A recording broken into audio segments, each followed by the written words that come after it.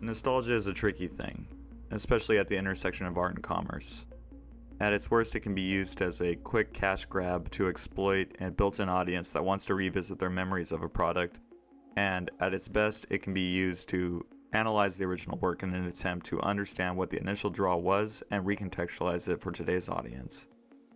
I try to avoid buying new versions of things just because they're new, but I have to admit that recently Activision's nostalgia department has been eerily good at exploiting properties that were incredibly important to me while growing up, in such a way that I've been unable to resist. It started with Spyro Reignited, which is a series that I absolutely loved as a kid, and Toys for Bob really went above and beyond in redesigning the visuals. The remaster exists in that perfect realm where it elevates the original work to where it somehow matches your memories of the original games, and in some ways it even surpasses them. It was a treat to go back and play through the old levels again and have it feel like it was somehow the first time all over again. And then there was the CTR and Tony Hawk Pro Skater remasters. These did what the Spyro remasters did, but also modernized the framework of the games in such a way that they now conform to modern progression tracking and multiplayer conventions. All three of those games were awesome to come back to, but at the end of the day, I have to admit that even the most concentrated doses of unfiltered nostalgia, there always ends up being that moment where I get that sinking feeling that I'm regressing by hanging on to the good old days. With Spyro, there's a finite amount of levels and collectibles, and once you've popped every PlayStation trophy, there ultimately is no reason to go back, speedrunners excluded. The same logic applies to CTR and THPS. You play through the campaigns, and then you mess around with unlockables, play a few multiplayer rounds, and then the wonder of playing these games in their glorious updated forms, it just starts to wane. But typically this is waning that only occurs after you've seen most of all the content on display. So how does nostalgia hold up in a game that is designed to be infinitely replayable? Diablo II, more specifically its expansion, Lord of the Destruction, is a game that I lost an uncountable amount of hours to. In my teenage years, it became an obsession of mine. I would rush home after school, power up the old Windows XP machine, put on some music by Crystal Method, and log into Battle.net.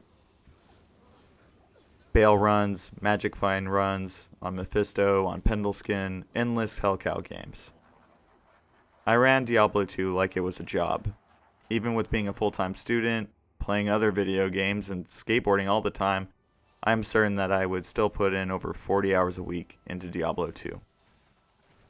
There was something just so rewarding about finding the next unique item to complete my build, and the feeling I would get when other players would whisper to me asking if I could rush their characters through Hell mode just after seeing the complete decimation I would lay on boss groups in public games. I may have been a short and underweight teenager that was terrified of talking to girls, and with some of my friends starting to experiment with alcohol and drugs, something that was also scary as hell to me at the time, I had started to isolate and develop a somewhat antisocial attitude. But in the world of Sanctuary, I was a level 95 frozen orb sorceress with all of the in-game gear.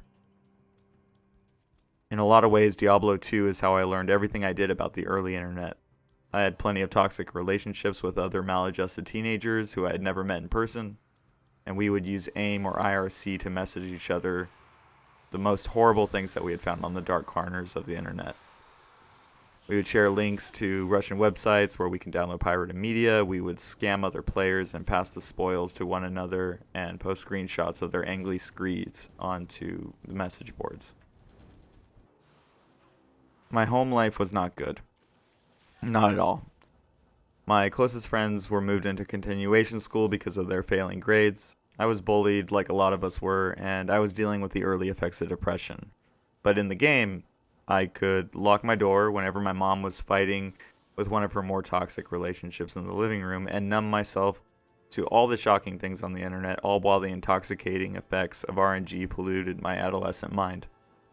Eventually, I got tired of the game. Version 1.10 increased the feature creep to where none of my builds were viable. In-game builds now require the use of rune words just to be useful, and the amount of time required to assemble those was daunting. I complained to my internet friends about this all the time. I played less and less, and all the while, my friends in-game would troll me mercilessly. I was just over it. Maybe I'd grown out of it, maybe my social life was getting better, hell, maybe life was just improving, but the game wasn't the same anymore. And then one day, one of my best friends in game logged into my account and deleted all my characters. Shockingly, I was only upset for an hour or so. Like so many things in this world, it's hard to recognize how bad something is when it becomes the norm. But once the band-aid was ripped off, I felt free. This experience changed the way that I interfaced with video games and all other forms of escapism till today. I was able to recognize that I was using the game as an escape, and I was tangling up my self-worth and how effective I was in-game. As a result, I have steered clear of progression-based loot games since, and even when I'm interested in something like World of Warcraft or Final Fantasy XIV, I'm able to give them a sideways glance, recognizing the amount of time required to be effective in them. But then this year, Activision, the same publisher who had been making money off of my nostalgia so well, released Diablo II Resurrected, and despite my growth as a human, I ended up buying it a week or so after release.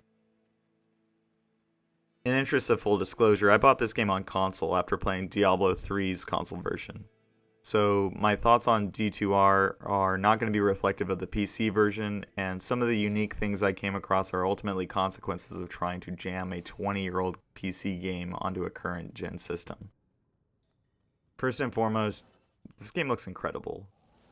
It was literally shocking to see all the new models and art design, and I know there are some people who are unhappy about aspects of it, but it is quite striking, and I have to admit, all through my normal difficulty run of the game, I was pleased. All the familiar sound effects were triggering all the good memories I had buried into my subconscious. It felt like running into an old friend at the grocery store. I got a few early game unique items, and although the controller support wasn't perfect, it was surprisingly intuitive, and I was having a great time. And then I got into Nightmare difficulty. From that point on, I could feel myself sinking into the old mindset. Run Mephisto just a few more times until the next big item drops. Then I would get killed by a poorly timed teleport, and I'd just get annoyed. I decided that the controller was to blame and tried to hook up a mouse and keyboard to my PS5 and found that the console version didn't support these things, even if the console did on a system level. So I kept playing and got better with the controller, at least good enough to complete my Nightmare run. But anyone who knows the game at all knows that the game's final difficulty, Hell, is where D2 really shows its fangs. And even with somewhat decent gear, grinding for items is going to be required. So I started grinding. But on my 40th Hell Mephisto run, I started to realize something that was desperately missing from this version of the game. And it was any sense of community. With the PC version of this version, you can still create and choose from a multitude of games in the lobby. If you're looking for leveling, questing, or even dueling games, you can click on a game named after the activity you're looking for and you're in. But with the console version, you can only choose games by clicking on parameters. This could work in theory, but since there's no way to choose between a questing game that's just started or one that's been going on for over an hour, it is basically a crapshoot. And with no control after you choose those parameters, I found myself in these weird situations where I would join a game to do a boss rush, kill the boss, and then exit the game. And after trying to find a new game of the same type, the matchmaking would put me into the exact same instance where I had already killed the boss.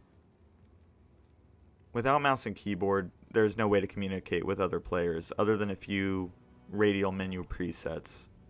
I understand that we live in an era of things like Discord, but considering that these tools are built into the legacy and current PC versions of the game, I found myself uninterested in jumping through those hoops just to play the game effectively. I kept playing though. I ran my runs, I got better gear, I read online build guides and started tailoring my build to them to effectively run the game solo. But that creeping feeling started coming back that I had when I originally quit the game all those years ago. D2R is running the most recent patch version. So this is not a one-to-one recreation of my heyday with the game, which was version 1.9. This is the version that pushed me away from it, with all of its power creep intact. I was able to become proficient enough with the game again to make my way through Hell difficulty after matchmaking into a group that was running through the final 2 acts. But this was all being done without any communication, so I had no drive to add these people and forge new online relationships. The whole goal of Diablo 2 is to build resources to where you can outfit any character class that you want to play with the best gear in the game. And I have to admit, somewhere in the primordial part of my brain, that was still appealing to me on some level, even with all these limitations in place.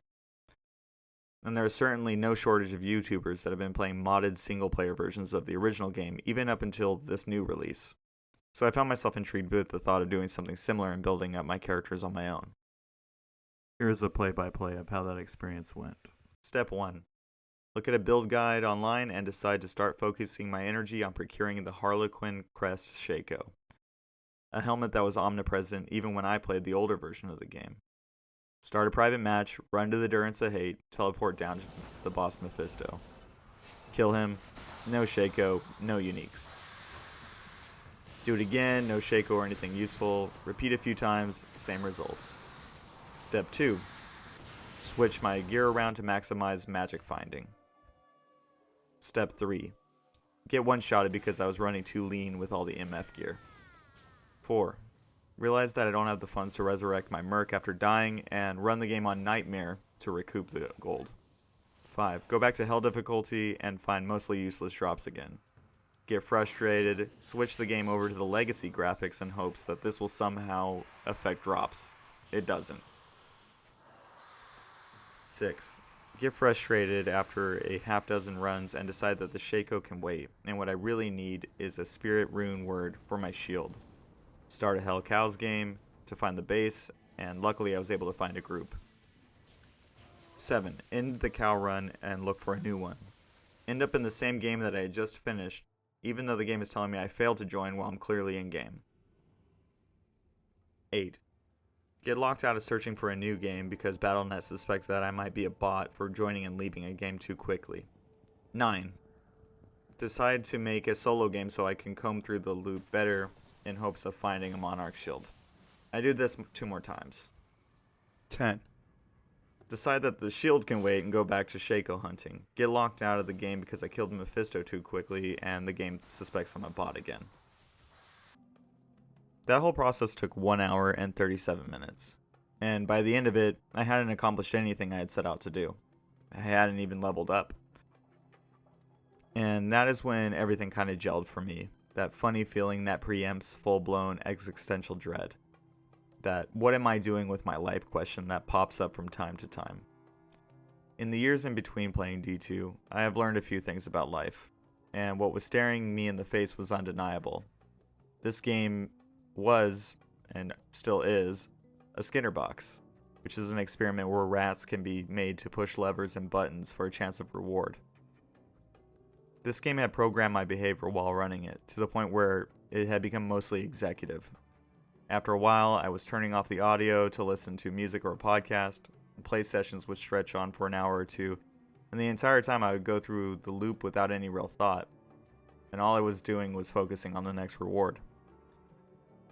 Interestingly, a few days later after the session that I play-by-played, I ended up getting both the Shaco and Spirit Shield in rapid succession, and it felt truly bleak. It was more of a sentence than a reward. The fact that the goal had been met meant that the carrot on the stick could be moved out further, because now I knew it was attainable. And that allowed for the loop to start all over again. While spending my free time this way may have made sense when I had little to no responsibilities, it no longer fits in my life as an adult. Not between working 10-hour days, not between trying to help my girlfriend with her med school studies, and certainly not while trying to monitor my cat's diabetes. I've got things I'm trying to do. I'm trying to be healthy, I'm trying to be happy, and I'm trying to be productive. Diablo 2 is every bit as addicting as it ever was. And all the charm is still there for people to revisit, for a new audience to get a glimpse of what it was like in a different era. But personally, the game just can't be allowed in my life anymore. In a lot of ways, this is an encapsulation of that old saying, you can never go home again. D2 is something that I used when my life sucked. And thankfully, while it isn't always easy, I just don't think my life sucks enough anymore to play this.